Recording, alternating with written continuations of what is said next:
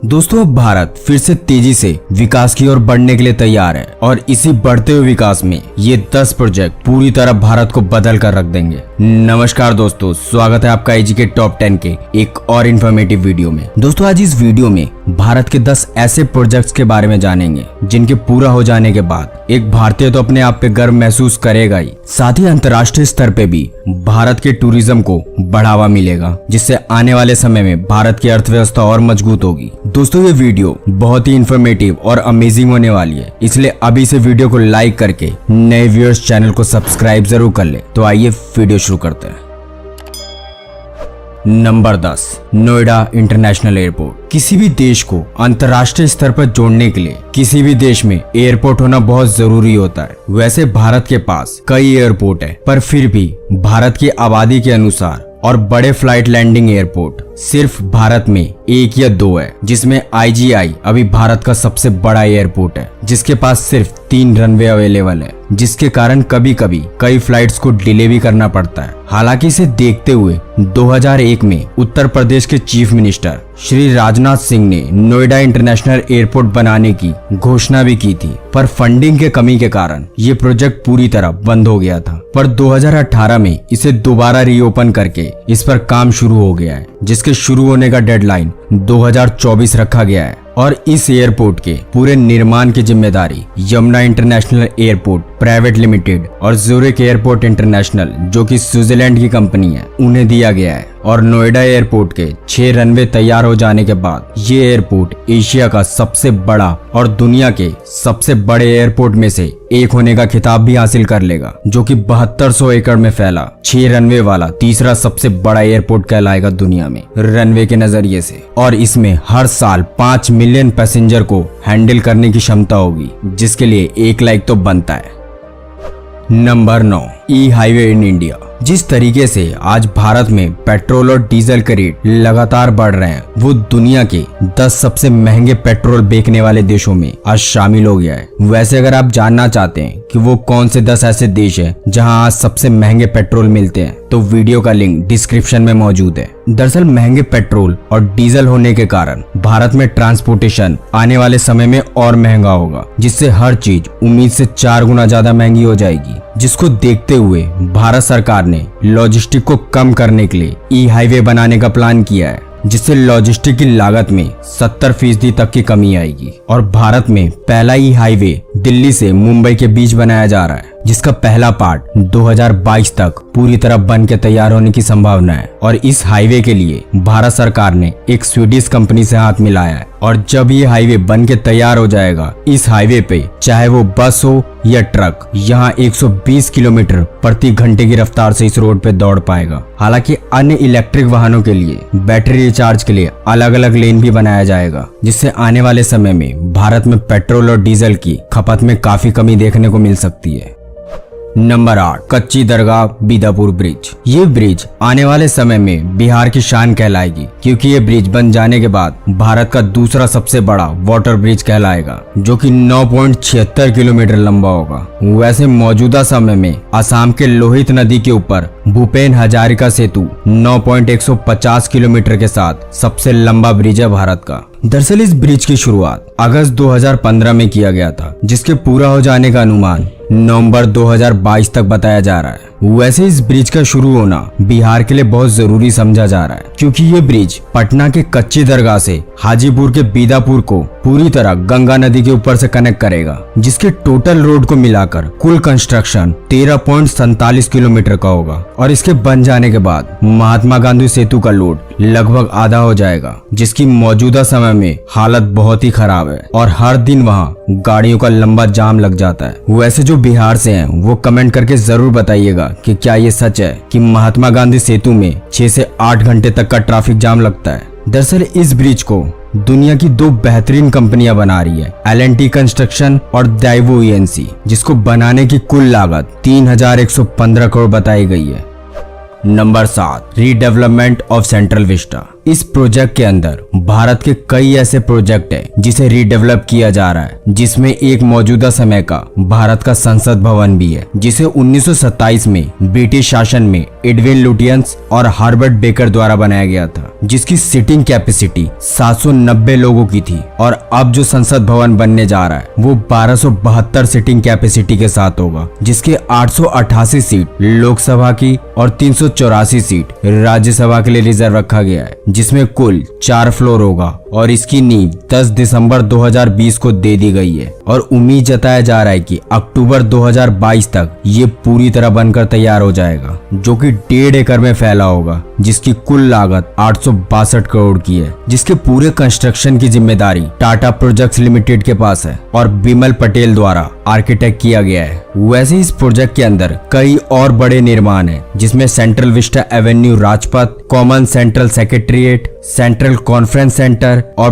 प्रधानमंत्री और vice president के लिए उनके रहने के लिए रेसिडेंस और नया ऑफिस भी बनाया जाएगा इस प्रोजेक्ट के अंदर, जिनकी कुल लागत 13,000 करोड़ की है। साथ ही इसके पूरा करने की डेडलाइन 2024 तक रखी गई है। इसके अलावा इन सभी बिल्डिंग को पूरी तरह से भूकंप रोधी और हाई टेक्नोलॉजी से बनाया जा रहा है, जिसके पूरा हो जाने के बाद ये सारे भवन विश्व भर के आकर्षण का एक केंद्र बन सकती है।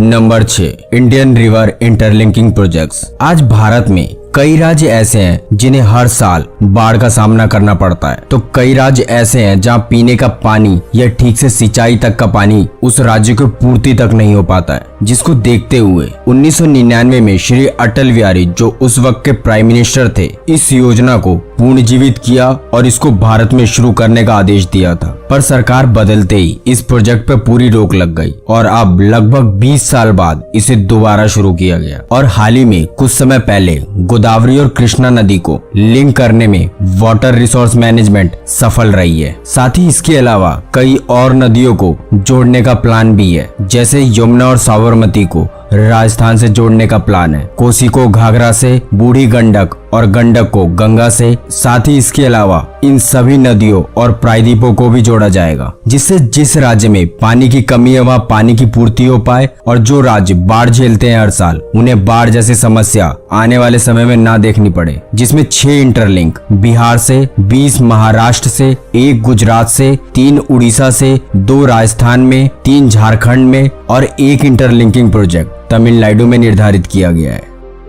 Number 5, Banihal Qazigund road tunnel. ये टनल नेशनल हाईवे के सबसे कठिन इलाकों को बाईपास करेगा, जिसे बीओटी यानी बिल्ड, ऑपरेट और ट्रांसफर के आधार पर बनाया जा रहा है। मतलब इसके गैस निकालने और ताजी हवा लाने के लिए इसे एग्जॉस्ट सिस्टम से जोड़ा जा रहा है। साथ ही इस टनल में लगभग 124 jet fans, 234 CCTV modern cameras और फायर फाइटिंग सिस्टम पूरी तरह से इंस्टॉल किया जा रहा है, जो कि जम्मू से श्रीनगर को जोड़ेगा। और इस टनल को पूरा हो जाने के बाद जहां जम्मू से श्रीनगर जाने में 2 से 3 घंटे लगते थे, वही जम्मू से श्रीनगर 15 मिनट में पहुंचा जा सकता है, क्योंकि जम्मू से श्रीनगर की दूरी 16 किलोमीटर घटकर मात्र 8.45 किलोमीटर की रह जाएगी। साथ ही पूरे टनल की सीसीटीवी से निगरानी की जाएगी ताकि बाहर से कोई प्रवेश न कर पाए, जिसको बनाने में कुल लागत 2100 करोड़ रुपए बताई जा रही है, जिससे जम्मू और श्रीनगर के आम नागरिक को काफी सुविधा होगी। साथ ही वहां व्यापार को भी बढ़ावा मिलेगा रोड के सुरक्षित होने की वजह से।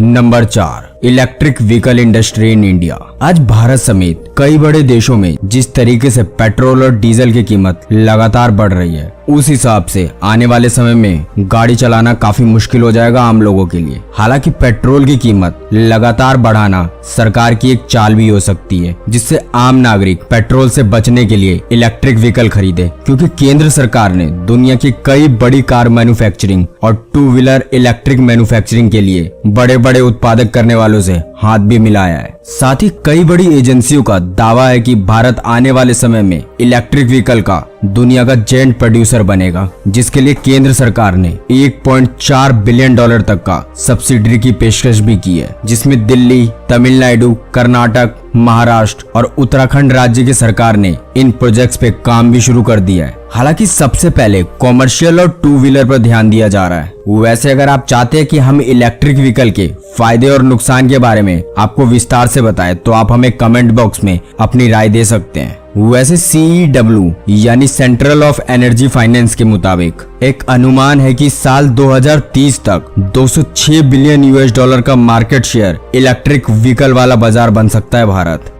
नंबर 3, वंदे भारत। वैसे तो हम में से कई लोग इस ट्रेन का पहले भी सफर कर चुके हैं, पर 75वें अमृत महोत्सव पर हमारे देश के PM द्वारा 75 वंदे भारत ट्रेन चलाने का निर्णय लिया गया है, जो कि भारत के कोने कोने तक पहुंचेगी और इसकी डेडलाइन 15 अगस्त 2023 तक रखी गई है, जिसके पूरा हो जाने के बाद भारतीय रेल का सफर पूरी तरह बदल जाएगा। क्योंकि जो आम लोग राजधानी जैसे सुपरफास्ट ट्रेन और AC में सफर नहीं कर पाते थे, उन लोगों के लिए ये ट्रेन काफी सस्ता है, जिसके कारण आम लोग भी इस ट्रेन में आने वाले समय में सफर कर पाएंगे, जो कि पूरी तरह से GPS टेक्नोलॉजी और अल्ट्रा मॉडर्न फीचर की फैसिलिटी से भरपूर होगा। साथ ही ऑन बोर्डिंग अनाउंसमेंट से लेकर वाईफाई की सुविधा भी उपलब्ध होगी और लगभग 160 किलोमीटर प्रति घंटे की रफ्तार से चलेगी, जो कि पूरी तरह से मेक इन इंडिया और इलेक्ट्रिक ट्रेन होगी।